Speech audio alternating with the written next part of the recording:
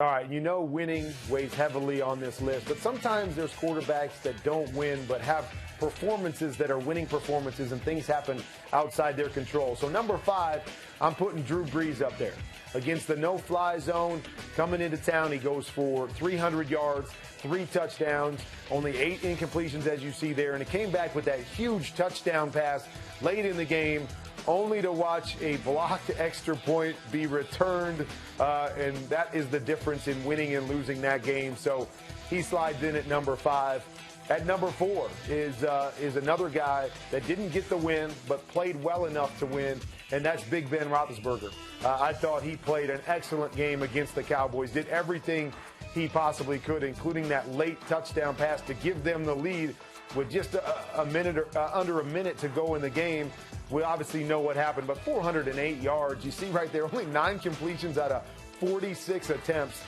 Just played a great football game and put his team in position to win.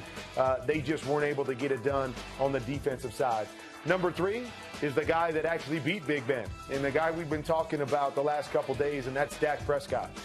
Continues to play great football and going into a tough environment against another quarterback that did what Big Ben did, as we just showed you, and showed up big again. 300 yards, 2 touchdowns, leading the game-winning drive. I don't know, with 7 lead changes in that game, he continued to answer every time Big Ben made a score. Just played a great football game.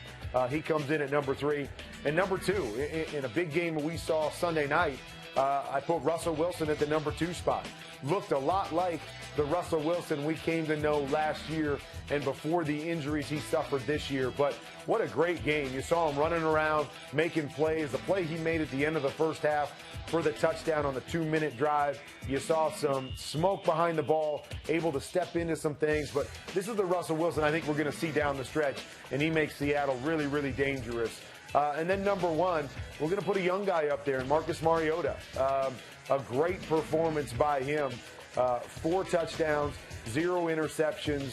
You see the numbers right there, but he came out firing from the get-go and got a little bit of help from the Packers defense that wasn't very good. But love seeing young guys come in, play with confidence, making big throws down the field, not turning the ball over, something that he's done really, really well throughout most of his career. So he sneaks in at the number 1 spot. Yeah, Mariota been very good the last 6 games. 17 touchdown passes, just 3 interceptions, 4 wins for the Titans in those 6 games. That's Kurt's top 5. Marcus Mariota is number 1. As for the fans' top 5, they have Mariota at 2, Dak Prescott at 1. This was a tough week, Kurt, because there were so many good quarterback performances. Heck, Jameis Winston threw for over 300 yards. He's not even on either list.